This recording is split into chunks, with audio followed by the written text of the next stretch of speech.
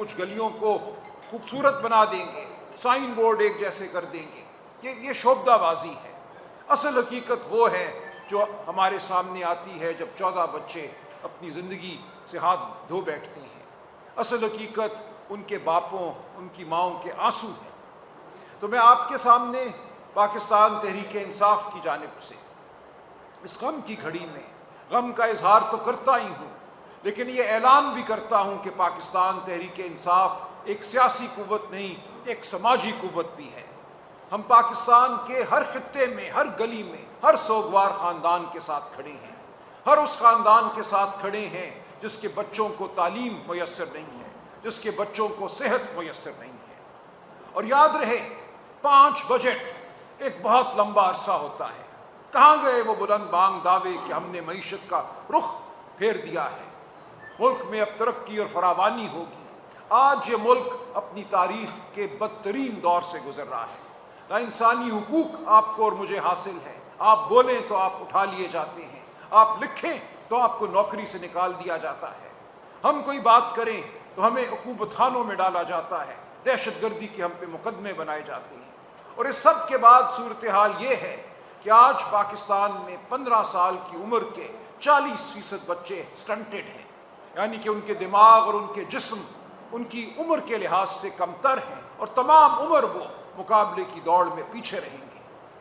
آج یہ صورتحال ہے، یہ صورتحال ہے کہ 40% بچے 15 سال کی عمر میں کسی اسکول، مدرسے، ووکیشنل ٹریننگ انسٹیٹیوٹ کہیں بھی نہیں جاتے۔ تو یہ ہے آج پاکستان کی اصل صورتحال۔ یہ کہنا کہ ہم نے معیشت کا رخ موڑ دیا ہے جھوٹ ہے۔ آپ نے صرف گڑ گڑا کر، کاسا سامنے رکھ کر کچھ بھیک حاصل کی ہے اور کچھ بھی حاصل نہیں کیا۔ اور آج جو ورلڈ بینک کی رپورٹ سامنے آئی ہے، جو معیشت کی صورتحال یہ رپورٹ بتاتی ہے، وہ ہم سب کے لیے باعث تشویش بھی ہے اور باعث شرم بھی ہے۔ ورلڈ بینک نے آج یہ لکھا ہے کہ وفاقی حکومت کے اخراجات بے جا ہیں۔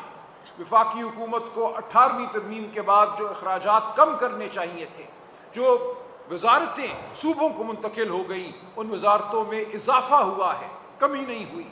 ان وزارتوں میں بھرتیاں زیادہ کی گئی ہیں، ان وزارتوں میں خرچہ زیادہ کیا گیا ہے، حالانکہ 18ویں ترمیم کے بعد یہ تمام معاملے جو تھے، صحت کا معاملہ، تعلیم کا معاملہ، یہ صوبوں کو منتقل ہو چکے تھے۔ تو آج صوبوں سے پیسہ واپس مانگا جا رہا ہے۔ ورلڈ بینک کی رپورٹ بتاتی ہے کہ 804 ارب روپیہ 2 صوبوں نے، پنجاب اور سندھ نے، وفاقی حکومت کو دیا ہے اپنے 2026 کے بجٹ میں۔ خیبر پختونخوا نے ایسا نہیں کیا۔ خیبر پختونخوا اپنے صوبے کی عوام کی صحت اور تعلیم کی ضامن ہے، وہ صوبے کے عوام کے ساتھ کھڑی ہے، لیکن پنجاب میں اور سندھ میں یہ رقم وفاق کو دے دی گئی۔ اور کس کام کے لیے؟ وفاق جو قرضے لیتا ہے، پچھلے 4-4.5 سال میں جو قرضے وفاقی حکومت نے لیے ہیں، وہ پچھلے 74 سال کے قرضوں کے برابر ہیں۔ اور ان قرضوں پر جو سود اور سود پر جو سود دیا جا رہا ہے، وہ دینے کے لیے صوبوں سے پیسے لیے جا رہے ہیں۔ اور ہر وہ روپیہ جو کسی صوبے سے لیا جاتا ہے، اس کے نتیجے میں کسی غریب کے بچے کو صحت نہیں ملتی، تعلیم نہیں ملتی۔ یہ غریب کے بچوں کی صحت اور تعلیم کا پیسہ ہے جو وفاق آج لوٹ رہا ہے صوبوں سے۔ تو یہ ہے ہماری معیشت کی اصل صورتحال۔ لوگ آتے ہیں ٹی وی پہ، لمبے لمبے مکالمے ہوتے ہیں، فلاں ٹیکس پرسنٹیج یہ ہو گئی، فلاں ٹیکس ہم نے بڑھا دیا، فلاں ہم نے کم کر دیا۔ اصل حقیقت یہ ہے کہ آپ اس ملک کے بچوں کو، غریب کے بچے کو، نہ تعلیم دے رہے ہیں نہ صحت دے رہے ہیں۔ اور جو بچے اسکول جاتے بھی ہیں، 40% تو میں نے کہا کسی اسکول نہیں جاتے، کسی مدرسے میں نہیں جاتے۔ جو جاتے بھی ہیں وہ کیا سیکھتے ہیں، آپ ان کو کیا پڑھاتے ہیں؟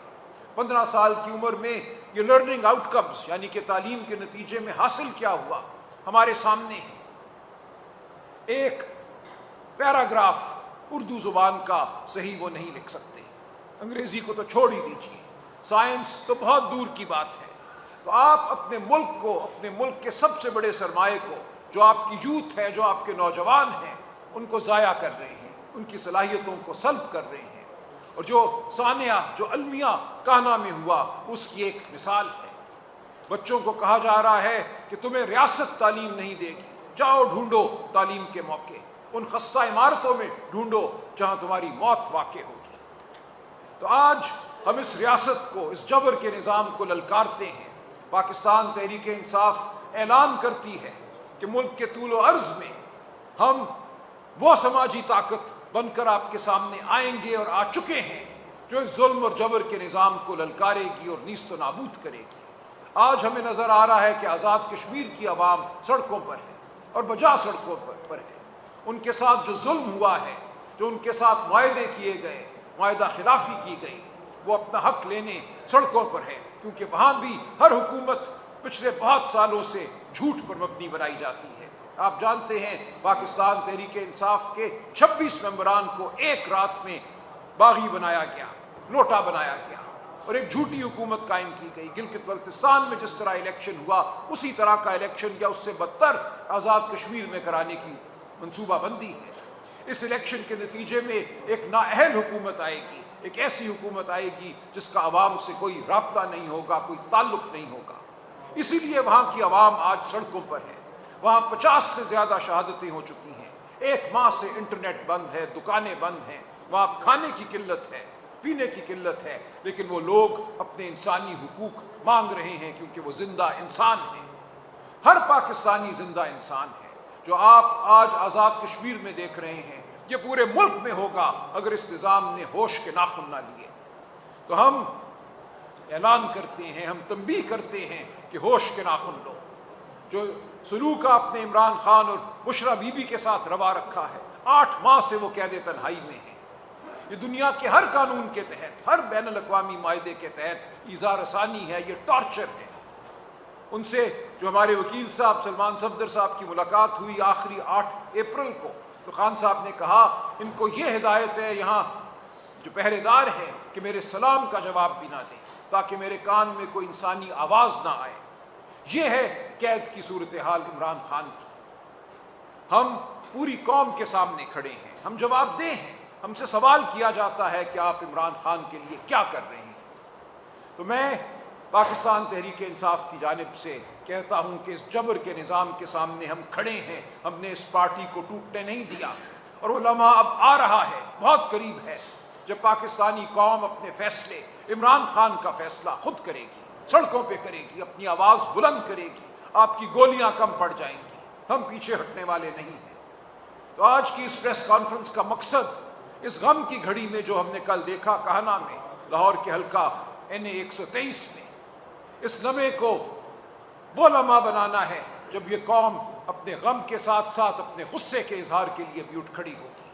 تو ہم آپ کو یقین دلاتے ہیں کہ ہم مستعد ہیں، ہم عمران خان کے ساتھ کھڑے ہیں، ہم بشرا بی بی کے ساتھ کھڑے ہیں، ہم پاکستان کے 25 کروڑ مظلوم لوگوں کے ساتھ کھڑے ہیں۔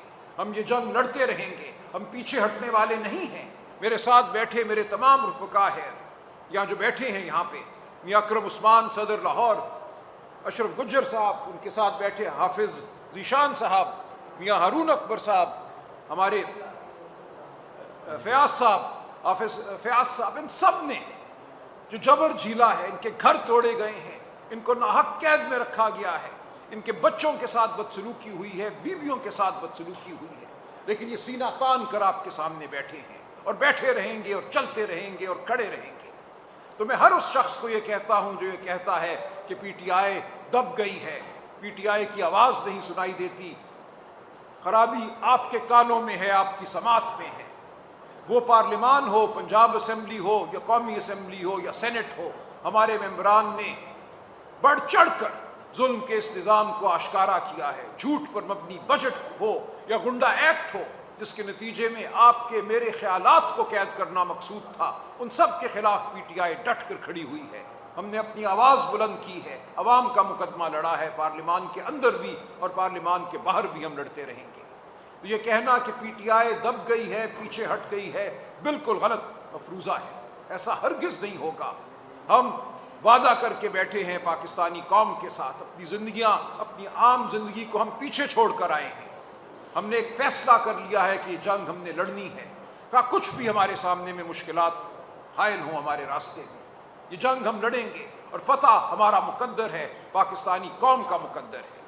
تو میں آپ سب سے یہی کہتا ہوں کہ آپ ہماری آواز بنے رہیے، آپ سچ کی آواز بنے رہیے، तमाम तर जबर के बावजूद, सेंसरशिप के बावजूद, नौकरियों को खतरे के बावजूद आप हक की बात करते रहिए, और जो झूठ फैलाया जाता है उसका जरिया आप हरगिज़ ना बनिए। डॉक्टर यास्मीन राशिद, शाह महमूद कुरैशी साहब, हमारे सेनेटर एजाज चौधरी साहब सख्त मुश्किलात में हैं, जेल में हैं, नाहक जेल में हैं, मियाँ महमूद रशीद साहब, उमर सरफराज चीमा साहब, लेकिन वो डट कर खड़े हैं।